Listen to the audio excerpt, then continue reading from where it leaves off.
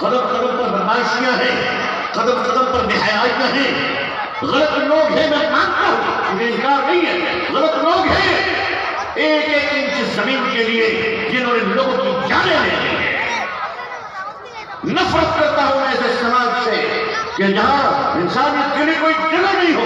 مسلمانوں، اللہ سے ڈرو، اللہ بڑا کارساز ہے، اگر ظلم کرو گے تو آج کی جائیداد کل تمہاری اولادیں بھیک مانگنے پر مجبور ہو جائیں گے۔ اگر آپ اپنی زمین و جائیداد کو عزت و وقار کی علامت سمجھتے ہیں تو میں نے اپنی نظروں کے سامنے جائیداد کو برف کی طرح پگھلتے دیکھا ہے۔ نہیں، اللہ کا ڈر پیدا کرو۔ اس دنیا میں اس جہاں میں برائیاں ہیں، اس کا کیا مطلب ہے کہ مسلمان ہر برائی پہ بیٹھے گا؟ مسلمان ہر برائی کا مزہ چکھے گا؟ میری قوم کے لوگوں، گندگیوں پر بیٹھنے والی مکھیاں اور ہوتی ہیں، پھولوں پر بیٹھنے والی مکھیاں اور ہوتی ہیں۔ پیشاب پہ، گندے نالے پہ، گوبر پہ، کیچڑ پہ، غلاظت پہ جو مکھیاں بیٹھتی ہیں وہ مکھیاں بھی ہیں ہمارے پاس، مگر کچھ ایسی پاکیزہ مکھیاں ہوتی ہیں جسے شہد کی مکھی کہا جاتا ہے۔ وہ غلاظت کے اوپر سے اڑتی تو ہے مگر اترتی نہیں ہے، غلاظت کے اوپر سے گزرتی تو ہے مگر اسے چھوتی نہیں ہے۔ وہ پھولوں کا تلاش کرتی ہے اور جب پھول مل جاتے ہیں تو اس کے رس کو چوسنے کے لیے وہ پھولوں پر بیٹھ جاتی ہے۔ مسلمانوں، اس جہاں میں گندگیاں تو بہت ہیں، ان گندگیوں پہ بیٹھنے والی مکھیاں بھی بہت ہیں، مگر میری قوم کے لوگوں، تم وہ مکھی تو نہیں ہو جو گندگیوں پہ بیٹھ جائے، جو غلاظت پہ بیٹھ جائے، جو بے ایمانی پہ بیٹھ جائے، جو سود پہ بیٹھ جائے، جو شراب پہ بیٹھ جائے، جو بددیانتی پہ بیٹھ جائے، جو گناہوں کے مراکز میں بیٹھ جائے۔ مسلمانوں، تم مکھی تو ہو مگر وہ پاکیزہ مکھی جو غلاظت کی راہوں سے گزر کر بھی نیکیوں کے پھول تلاش کر اس میں عمل، زہد و تقویٰ کے شہد تیار کرنے کی اللہ نے تم میں وہ خوبیاں اور وصف کمال رکھا ہے کہ جس کی وجہ سے تم اس زمین پر جہاں میں مسلمان کہلاتے ہیں۔ مسلمان صرف اس بنیاد پر نہیں ہے کہ اس کے چند وضع قطع کی وجہ سے وہ مشہور و معروف ہے۔ مجھے تو کبھی کبھی لگتا ہے کہ دنیا میں مسلمان اس لیے پٹ رہا ہے کہ راشن کارڈ میں، ووٹر آئی ڈی میں اس کا نام مسلمان ہے، اس لیے پٹ رہا ہے، اور قبر میں اس لیے پٹ رہا ہے کہ مسلمان تھا نہ یہاں آرام نہ وہاں آرام۔ ارے کہیں ایک جگہ تو ہو جاؤ، یہاں مار اس لیے کھا رہے کہ راشن کارڈ میں، ووٹر آئی ڈی میں، آدھار کارڈ میں لکھا ہے مسلمان، اور قبر میں اس لیے مار کھا رہے کہ دنیا کا ہر قسم کا کرم کر کے آئے ہیں، زمین دبا کر، لوگوں کو مار کر، لوگوں کو تباہ کر سسکا کر، پورے محلے کو برباد کر قبر میں آئے ہیں۔ ہم نے تو سنا تھا کہ جو بے ایمانی کرتا ہے وہ جہنم میں جاتا ہے، جو ملاوٹ کرتا ہے وہ جہنم میں جاتا ہے، جو سود خوری کرتا ہے وہ جہنم میں جاتا ہے، اور ہم تو یہاں الٹا دے رہے ہیں، جو یہ سب کرتا ہے وہ سیدھے حج میں جاتا ہے۔ کہاں وہ سیدھا عمرہ میں جاتا ہے۔ ان کی وجہ سے حرم شریف بھی اتنا گندا ہو گیا تھا کہ 3 سال لاک ڈاؤن کروا کے اللہ نے اس کی صفائی کروائی۔ فرمایا نکالو ان مردودوں کو جنہوں نے حرم پاک کو بھی ناپاک کر دیا۔ مسلمانوں، اس چھوٹی سی اور تھوڑی سی زندگیوں کے لیے حساب کرو۔ اگر تمہیں یہاں یاد نہیں آئیں گے تو قبر میں تمہیں یاد دلائی جائے گی۔ اور آج معاشرے کے اصلاح سے زیادہ، عوام کی اصلاح سے زیادہ، عام مسلمانوں کی اصلاح سے زیادہ علماء کی اصلاح کی ضرورت ہے۔ علماء اپنے آپ کو حضرت جبریل علیہ السلام کا بھتیجا نہ سمجھیں، ان کی اصلاح کی بڑی سخت ضرورت ہے۔ ایک سبزی والا اگر جھوٹ بولتا ہے تولنے میں تو جھوٹا ہے، ایک بیگن والا جھوٹ بولتا ہے تو وہ جھوٹا ہے۔ اسی طرح اگر کوئی مولوی مدرسے میں 50 بچے رکھ کر 200 بچے بول کر چندہ کرتا ہے تو یہ بھی جھوٹا ہے۔ جھوٹ کی کرائیٹیریا دونوں کی برابر ہے، لیکن ہاں یاد رکھیے گا اس ملک میں اگر تباہی آتی ہے تو عام مسلمانوں کی گناہوں کی وجہ سے نہیں، خواص کی بدکرداری کی وجہ سے۔ آج کیا وجہ ہے؟ ہمارے ادارے بے فیض ہوتے کیوں چلے جا رہے ہیں؟ اب صلاحیتیں ناپید ہوتی چلی جا رہی ہے۔ اس کی صرف ایک وجہ ہے کہ راتوں میں ہم جاگتے تو ہیں، راتوں میں ہم جاگتے تو ہیں مگر موبائل کی غلامی میں جگتے ہیں، خدا کی محبت میں نہیں جگتے۔ علماء کی جماعت اب راتوں میں رونے کی عادت ڈالیے، ورنہ ان نسلوں کو بچایا کیسے جائے گا؟ آج کیا وجہ ہے؟ آج ہمارے ملک میں ہزاروں جلسے ہوتے، آپ لوگوں کی دعاؤں سے 2-4 جلسے میں بھی شرکت کرتا رہتا ہوں، لیکن ظاہر ہے کہ اب میں جلسوں کا آپریشن کرنے لگا ہوں۔ ہمارے یہاں آہستہ آہستہ یہ جو دیر رات کے جلسے ہوتے ہیں، آج پتہ نہیں ہمارے بھائی لوگ کتنے بجے جلسہ ختم کریں گے، وہ تو وہی جانے۔ میں جلسوں کو تو ٹھیک نہیں کر سکا، خود کو ٹھیک کر لیا۔ میں نے کہا میں 9 بجے تقریر شروع کروں گا، لوگ آئے نہ آئے مجھے مطلب بالکل مطلب۔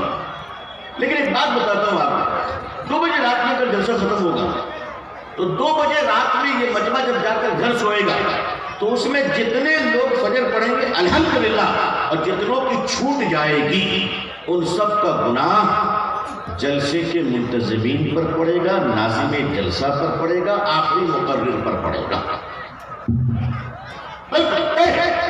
اب آپ سمجھ، اپنا گناہ تو سنبھالا نہیں جا رہا، پبلک کا گناہ ڈھو رہے ہیں۔ خبر میں کہا جائے گا تیری نماز کہ اللہ معافی چاہتا ہوں، کہ خان صاحب کی نماز، عمران کی نماز، عرفان کی نماز، شہباز کی نماز لے دینا چاہتا ہے۔ دوسروں کی وجہ سے پٹو گے، یہ دین کا کام ہے۔ ارے بھائی، دین کا کام کس کا کام؟ دین کا کام رات کو کیوں کرتے ہیں؟ دین کا کام دن میں کرو۔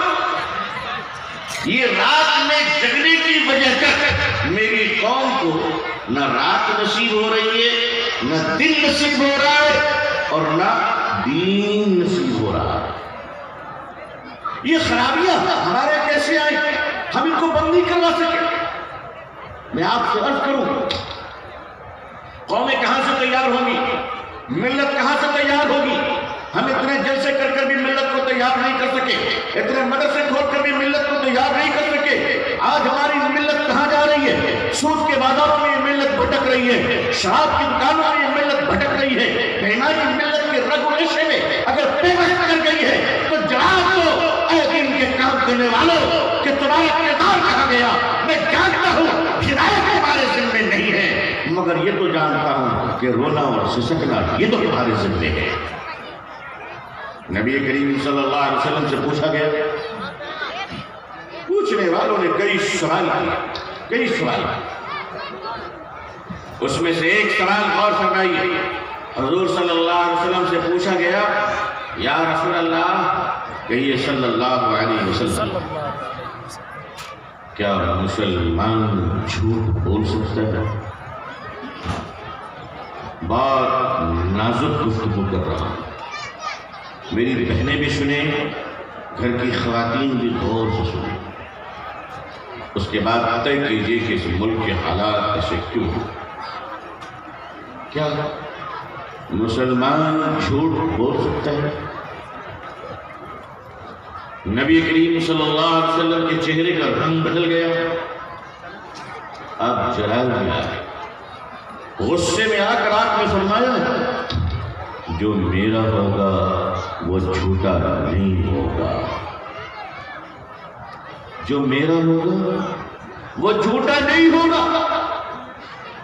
دنیا میں سب سے زیادہ دین کے کام کہاں ہوتے ہیں؟ ہندوستان، آس پاس پڑوس کے ملک۔ دنیا میں سب سے زیادہ حج کرنے کے لیے حاجی کہاں سے جاتے ہیں؟ Number 1 Indonesia, number 2 India. لیکن غور فرمائیے، اتنا دین کا کام ہمارے یہاں ہو رہا ہے، مجھ جیسا چھوٹا موٹا مولوی اتنی تقریریں کر رہا ہے، بڑے بڑے علماء اور اکابرین کے بعد نصیحتیں ہو رہی ہیں، مدرسے ہیں، گلی گلی تبلیغی جماعت ہے، خانقاہیں ہیں، متوسلین ہیں، متعلقین ہیں، جانشین ہیں، دین کے کام ہیں، اجلاس ہیں، اس کے باوجود کیا آپ یقین کے ساتھ کہہ سکتے ہیں کہ ایک مسجد میں نماز پڑھنے والے سارے نمازی سچ بولنے والے ہیں؟ آخر مسلمانوں کی عادت سچ بولنے کی کیوں نہیں پڑی؟ اچھا آپ کو بتاؤ، دنیا میں سچ بولنے پر نمبر 1 کنٹری کون سا ہے؟ دنیا میں سچ بولنے والا نمبر 1 ملک کون ہونا کس کو چاہیے تھا؟ ہم لوگ دنیا میں نمبر 1 سچ بولنے والا ملک۔ آپ کو حیرانی ہوگی کہ وہ مسلم ملک نہیں ہے، وہ غیر مسلم ملک ہے، اور وہ جاپان ہے۔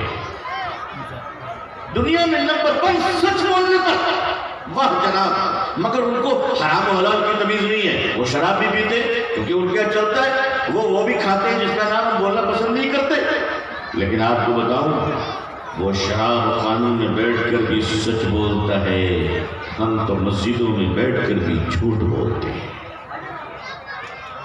اس کے باوجود ہمارے دل کی تمنا یہ ہے کہ اللہ جاپان کو ہماری طرح مسلمان بنا دے۔ اگر ہماری طرح مسلمان بن گیا بیچارہ تو سوچئے اس کے ہر آدمی کو پہلے 20 جھوٹ بولنا پڑے گا، پہلے 20 جھوٹ بولنے پڑے گی اس کو۔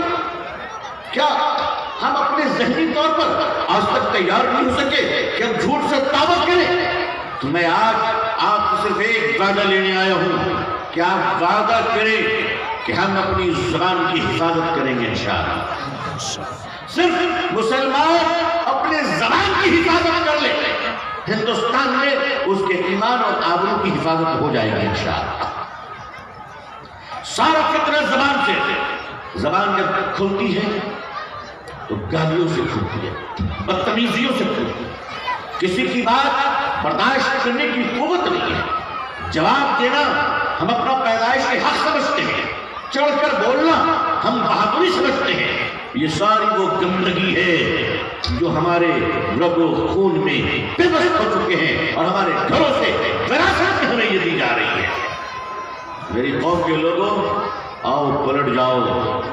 اس ملک میں اگر نفرت ہے تو وہ اسلام سے نہیں، مسلمانوں کی لچک سے۔ اس ملک میں اگر نفرت ہے تو اسلام سے نہیں، مسلمانوں کے غلط بیہیویئر، برے کردار سے ہے۔ کیونکہ دنیا چاہتی ہے کہ مسلمانوں تم ہمیں راستہ بتاؤ کہ ہمیں اس ملک میں کس طرح سے چلنا ہے۔ عزیزان ملت، ہمارا دل کہاں چلا